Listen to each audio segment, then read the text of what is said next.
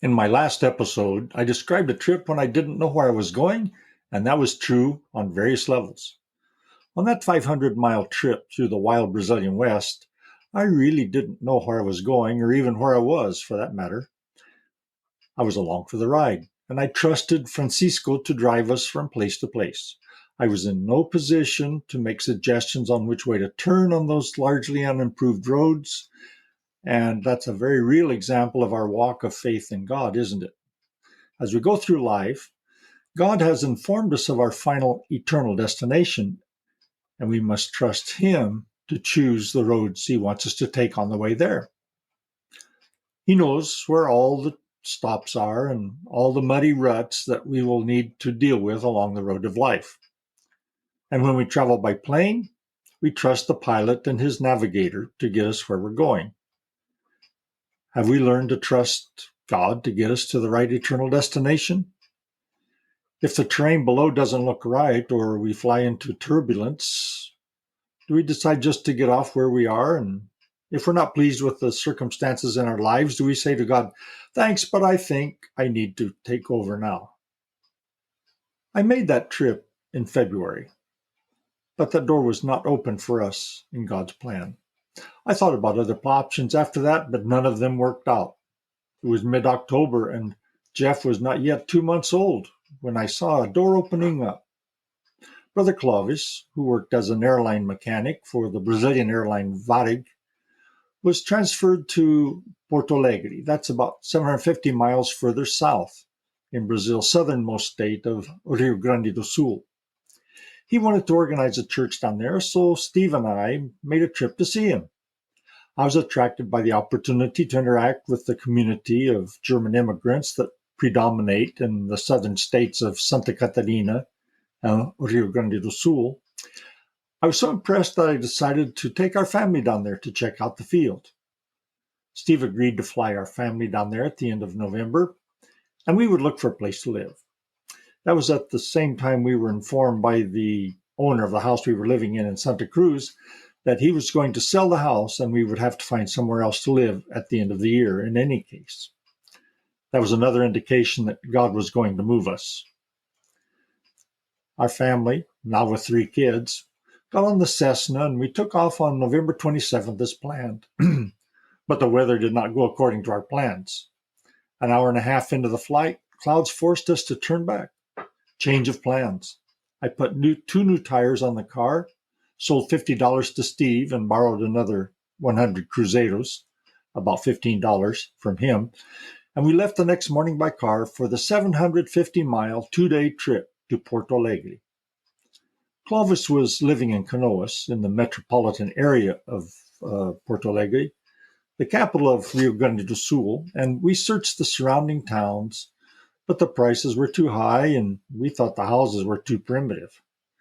In São Paulo state, where we lived, the houses were made of brick and mortar. Here in the south, most of the houses were built of wood. We finally came across a house near the center of Canoas that had 3 bedrooms, a large yard, and garage.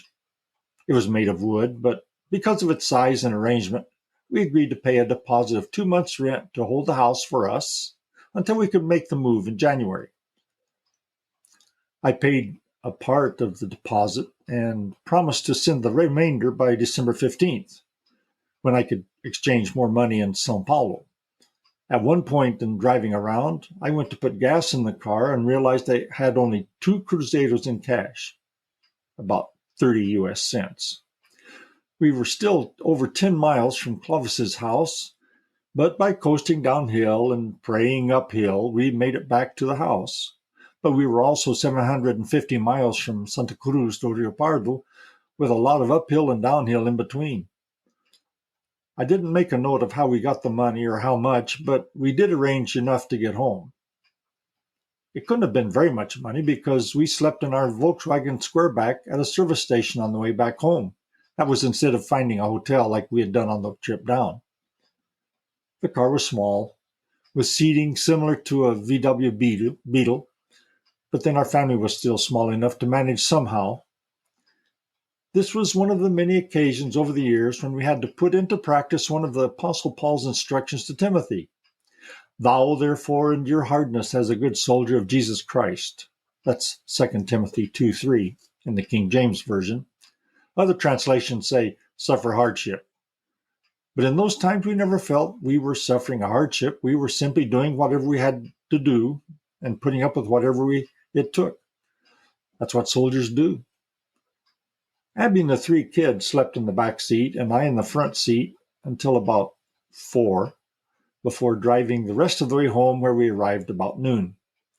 It was December 4th, and I began making arrangements with a man in Santa Cruz who regularly sent trucks to Rio Grande do Sul to pick up onions. He was willing to take our boxes and barrels of household goods down there for us, and we scheduled the move for January 2nd, after Christmas and New Year's. We started packing up the few things we had in preparation for the move. On December 8th, my 27th birthday, I had 12 cruzados. That was about $2. And I had 1 week to arrange $140 to complete the payment of the deposit on our house in Porto Alegre. The birthday gifts I got that day reflected our financial status at the time. Abby made me a couple of handkerchiefs. Rachel, who was almost 6, wrapped up a 10 centavo coin that was less than 2 US cents. And Rick, he was almost 5, he wrapped up an old billfold and filled it with scraps of paper. He said those were his documents. It's times like that when you realize it has to be the thought that counts, because the monetary value of the gifts themselves aren't.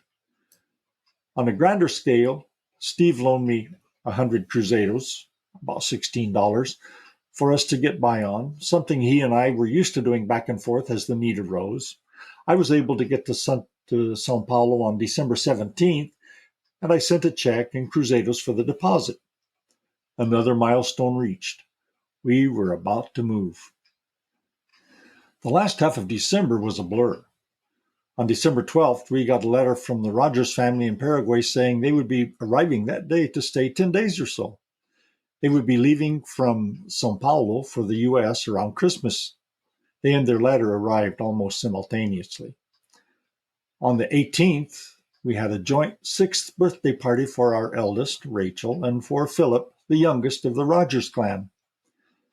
Philip would go on to be a missionary in Chile for many years. He now lives in Mississippi, and whenever we run into each other, we always talk about that birthday party. He insists he is still traumatized, having been left emotionally scarred by the fact that he had to share Rachel's birthday party. And he didn't get one on his birthday. She was born 1 day before him, and there was no party on the 19th. But there was a surprise that day. Without warning, more visitors arrived to stay with the Montgomerys and us. Bill and Betty showed up unannounced. I remember them as bringing a teenage daughter and a younger son with them. They were related to a pastor we knew here in the States, and they'd just been in Peru with missionaries of their denomination. And wanting to escape the evils of America, they were looking into moving to Brazil. Bill had sold his construction business, but he had to give away his '68 Cadillac. Due to the gas shortage in 1973, the most he could get for his gas-guzzling car was $250. Now, suddenly, there were 25 people staying in 2 houses. There were 4 families with 17 kids, so the girls stayed with us, and the boys and the 2 visiting couples slept next door with Steve and Jeannie. Then on the same day they arrived, on the 19th, Brother Jose, the 93-year-old member of our church, died. His funeral was on the 21st. Then, on the day of his funeral, the 4-year-old granddaughter of a church member was badly burned playing with alcohol and matches. She died the next morning on December 22nd, and she was buried on Sunday, the 23rd. Just a day or 2 earlier, she had been heard singing to herself, "When the roll is called up yonder, I'll be there." Now, who said Merry Christmas? Being in the southern hemisphere in the summer, we knew better than to even dream of a white Christmas, but we would have enjoyed happier circumstances. The Rogers went on to São Paulo on Saturday, the 22nd, to stay with the Rosses. And in the meantime, Bill and Betty had decided it would be a mistake to move to Brazil. He went around checking into the possibility of buying land for raising cattle and discovered he would be competing with men who owned 700,000 head of cattle and bought land in parcels of 1.2 million acres. That was out of his league. Betty came over to our house, and she was shocked at the bare necessity level of our existence. Of course, almost everything was in boxes and barrels in anticipation of our move in the next 2 weeks, and that made an even bigger impression on her. The fact remained that our Christmas dinner that year was limited to a bowl of soup. But for us, that was not a hardship.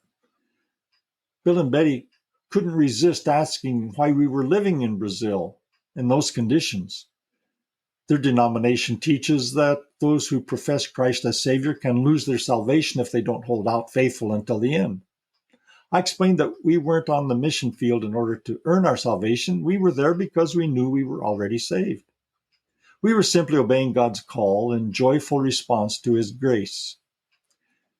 As I said before, we had been bought with a price, and our lives were not our own. We had enlisted as soldiers, and we simply obeyed His leading. After Christmas, on Thursday the 27th, Steve took Bill and Betty's family to São Paulo, and we took their luggage in our car. Steve turned around and went back to Santa Cruz the same day, but we stayed on in São Paulo to see Bill and Betty's family off at the airport on Saturday, the 29th. As soon as they took off, we headed back home because we were going to be moving 4 days later on Wednesday, January 2nd. When we got to Santa Cruz that Saturday afternoon, we learned that Steve had never made it home on Thursday. He had fallen asleep at the wheel and had run into the back of a truck, climbing a hill slowly on the highway. We had driven right by the scene of the accident and the town where he lay in a hospital. I entered this in my diary that day. We might have to put off the move for a day or two. I went to see Steve on Sunday afternoon, December 30th, and on Monday, the last day of the year, we learned from the nurses that although Steve might go home Wednesday, the day of our scheduled move, he would have to be taken lying down in an ambulance wearing a neck brace. Instead of us moving 750 miles on January 2nd, Steve would be moved 125 miles to a hospital nearer us for further tests to determine the extent of the injury to his neck. Had God just slammed the door shut in our faces? The door we were convinced had finally been opened to us? On December 31st, 1973, all we knew for sure was that we wouldn't be moving on January 2nd. Whether we moved at all would depend on Steve's condition in the next few days. And we had already agreed to give up the house we were living in.